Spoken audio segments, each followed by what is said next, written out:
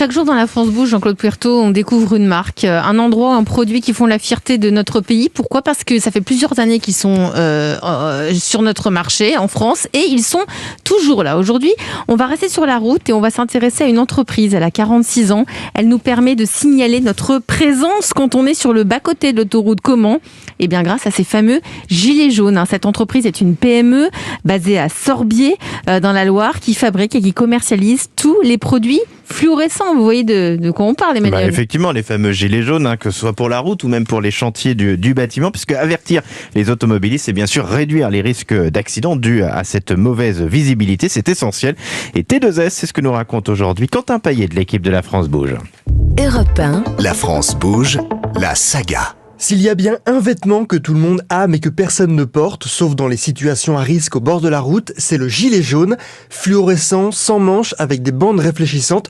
Ce vêtement est indispensable à la sécurité et il y a une entreprise française qui en produit depuis plus de 40 ans.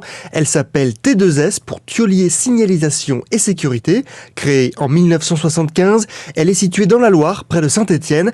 Elle fabrique et commercialise des équipements de protection individuelle haute visibilité à destination des entreprises, un nom un peu barbare que nous explique Jean-François Lyonnais, directeur général de T2S. C'est une gamme à la fois de vêtements froids, donc tout ce qui peut être parka, softshell, body warmer, qui protège donc contre le froid notamment ou la pluie. Donc bien évidemment avec des vêtements qui sont entièrement fluorescents, donc de couleur jaune, orange, voire rouge fluo, avec quelques contrastants en marine ou en vert. Et puis également donc des t-shirts. On a une gamme que nous appelons Sun, donc des t-shirts, des polos, pour justement protéger les hommes au travail lorsqu'ils travaillent l'été ou lorsqu'ils travaillent dans le froid. Et T2S produit aussi le fameux gilet jaune. C'est un produit textile qui est quand même relativement simple. Il est constitué de deux principales matières, donc d'une maille polyester fluorescente, donc jaune, orange, comme on veut, du moment qu'elle rentre dans la norme,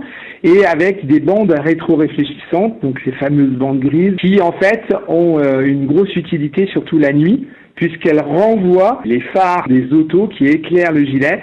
L'utilisation du gilet jaune n'est pas si récente que cela. Il faut remonter en 1995 pour le voir apparaître plus fréquemment dans notre quotidien. Il faut arriver en 1996, en fait, 95 très exactement, lorsque il y a eu une norme qui était au départ la norme EN 471, donc EN European Norm, qui imposait que pour toute personne qui intervenait soit sur la route, soit sur la rue, d'avoir un équipement de visibilité de classe 2. Ça, c'était la loi, c'était la norme. Et donc, le produit le plus courant, le plus accessible, le plus simple qui s'est imposé tout de suite a été ce fameux gilet jaune que vous connaissez, avec deux bandes donc rétro-réfléchissantes qui sont au niveau de la ceinture. Dans la boîte à gants, dans le coffre de la voiture ou de façon plus pratique mais moins esthétique, directement sur le siège du conducteur ou du passager. Depuis 2008, le gilet jaune est obligatoire dans toutes les voitures françaises. Pourtant, ce n'est pas le produit phare de l'entreprise.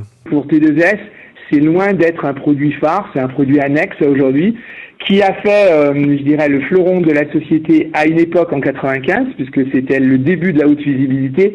À aujourd'hui, pour nous, c'est vraiment un accessoire standard qui n'est pas dans notre stratégie de développement. Tout de même, 450 000 gilets jaunes sont vendus chaque année par T2S et pas qu'en France.